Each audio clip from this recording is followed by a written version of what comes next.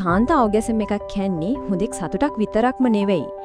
ඒක පිටිපස්සේ විද්‍යාත්මකව ඔප්පු කරපු ඇත්තටම පුදුම හිතෙන සෞඛ්‍ය සහ යහපැවැත්ම සම්බන්ධ ප්‍රතිලාභ ගොඩක් තියෙනවා. ඉතින් අපි අද මේ කතාවෙන් ඒ සැඟවුණු ප්‍රතිලාභ ගැන තව ටිකක් ගැඹුරින් බලමු. එහෙනම් මොකක්ද මේ කියන සැඟවුණු බලය? හරි. අපි මේක මුලින්ම ප්‍රධාන කාරණා තුනකින් පටන් ගමු. පළවෙනි එක තමයි ආතතිය අඩු කරන එක. හරියට ඔළුව ඇතුලේ තියෙන පීඩනයක් එකපාරටම නැති වෙලා යනවා වගේ මොළෙන් නිදහස් වෙන රසායනික ද්‍රව්‍ය නිසා හිතට ලොකු සැහැල්ලුවක් දැනෙනවා. දෙවනුව ප්‍රතිශක්තිකරණ පද්ධතිය ශක්තිමත් කරනවා. ඒ කියන්නේ පොඩි පොඩි ලෙඩ රෝගවලට සෙම්ප්‍රතිශ්‍යාව වගේ දේවලට ඔරොත්තු දීමේ හැකියාව වැඩි වෙනවා. තුන්වෙනියට ගොඩක් අයට තියෙන ප්‍රශ්නයක් ඒ කියන්නේ නිින්ද. හොඳ ගැඹුරු නිින්දක් ලබා ගන්නත් මේක උදව්වක් වෙනවා. හැබැයි මේ ටික ආරම්භයක් විතරයි. තව ප්‍රතිලාභ ගොඩක් තියෙනවා. හරි, අපි දැන් බලමු කලින් කතා කරපු ඒවට අමතරව තියෙන අනිත් පුදුම හිතෙන සෞඛ්‍ය ප්‍රතිලාභ මොනවද කියලා. වැදගත්ම දේ තමයි මේවා නිකම්ම කටකතා නෙවෙයි. මේ හැම දෙයකටම පිටිපස්සේ ශක්තිමත් විද්‍යාත්මක පදනමක් තියෙනවා. අපි බලමුකෝ විශේෂඥයෝ මේ ගැන මොනවද කියන්නේ කියලා. ස්නායු විද්‍යාඥ නෑන් වයිස් කියන විදිහට ඕගැසම් එකක් වෙලාවේදී මොළෙන් නිකුත් වෙන මේ රසායනික ද්‍රව්‍ය අපේ ශාරීරික සහ මානසික සුවතාවයට පුදුම විදිහට බලපානවා.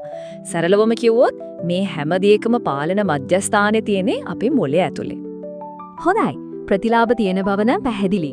ඒත් මේ ප්‍රතිලාභ හරියටම ලැබෙන්න නම් ඕගැසම් ලැබෙන වාර ගණන බලපානවද? ඩොක්ටර් ජොලින් බ්‍රයිටන් කියන විදිහට කෙටි උත්තරය තමයි ඔව්. නිරන්තර ඕගැසම් වලින් හෝමෝන සමබර වෙනවා, ප්‍රතිශක්තිය ශක්තිමත් වෙනවා, ශ්‍රෝණි තට්ටුවේ මාංශ පේශී ශක්තිමත් වෙනවා. මේ හැමදේම දිගු කාලීන සෞඛ්‍යයට ගොඩක් හොඳ නිසා වාර ගණන කියන එකත් වැදගත්. හරි, එහෙනම් දැන් අපි සම්පූර්ණ චිත්‍රය දිහා බලමු. මූලාශ්‍රවල තියෙන මේ ප්‍රතිලාභ 13 අපි ප්‍රධාන කාණ්ඩ 3කට බෙදලා කතා කරමු. පළවෙනියටම මනසට සහ මනෝභාවයට ලැබෙන ප්‍රතිලාභ.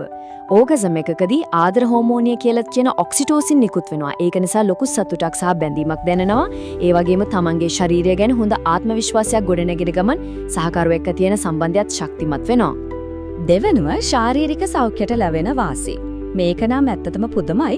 ඕගැසම් එකෙන් ස්වභාවික වේදනානාශක නිකුත් වෙන නිසා මාසික වේදනාව වගේ දේවල් සමනය වෙන්න පුළුවන්. ඒ වගේම තරුණ හෝමෝනය කියලා හඳුන්වන DHE නිකුත් වෙලා ප්‍රතිශක්තිය වැඩි කරනවා. ඒ විතරක් නෙවෙයි ශ්‍රෝණි තට්ටුව ඒ කියන්නේ මුත්‍රාශය වගේ අවයවවලට සහාය දෙන මාංශ පේශී ශක්තිමත් කරනවා. මොළයට රුධිර ගමනය වැඩි කරනවා. ඒ වගේම හොඳ නිින්දකටත් උදව් වෙනවා. තුන්වෙනි එක තමයි රූපලාවන්‍ය සහ පෙනුමට ලැබෙන ප්‍රතිලාභ. ඕගැසම් මගින් ආතතිය පාලනය කරන නිසා කුරුලයන එක වළකිනවා. රුධිර සංසරණය වැඩි වෙන නිසා සමටයි හිස් කබලටයි වැඩි පෝෂණයක් ලැබෙනවා. මේකෙන් නිරෝගී කෙස් කලබක් සහ තරුණ පෙනුමක් ලැබෙන්නත් උදව්වක් වෙනවා. ඒ එක්කම රුධිර ප්‍රවාහය වැඩි වෙන නිසා තොල් සහ පියයුරු වලට తాවකාලිකව පිරුණු පෙනුමක් ලැබෙන එක තවත් වාසියක්.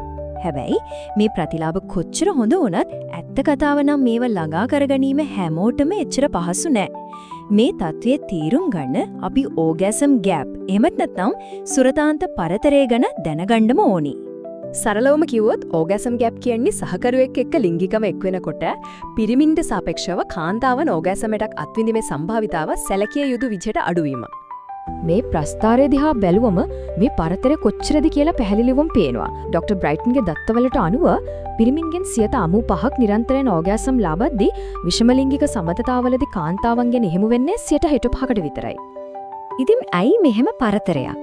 ඩොක්ටර් බ්‍රයිටන් පෙන්වා දෙන විදිහට මේකට තියෙන ප්‍රධානම හේතුවක් තමයි කාන්තා ලිංගික ව්‍යුහය විශේෂයෙන්ම සතුට ලැබීමේදී භගමණීය දින වැඩගත්කම ගැන සමාජයේ තියෙන දැනුම අඩුකම.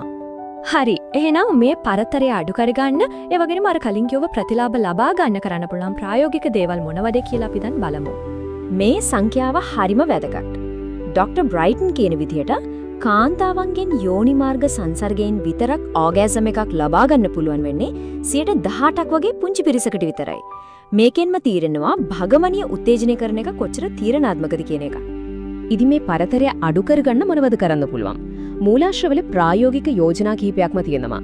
උදාහරණයක් විදිහට පූර්ව ලිංගික ක්‍රීඩාවට වැඩි කාලයක් යොදවන එක, Tamanට අවශ්‍ය දේ ගැන සහකරු එක්ක විවෘතව කතා කරන එක, ගැළපෙන ඉරියව් සහ වේගයන් අත්හදා බලන එක, ඒ වගේම අවශ්‍ය නම් ලිංගික සෙල්ලම්බඩු පාවිච්චි කරන එකත් මේකට උදව් වෙන්න පුළුවන්.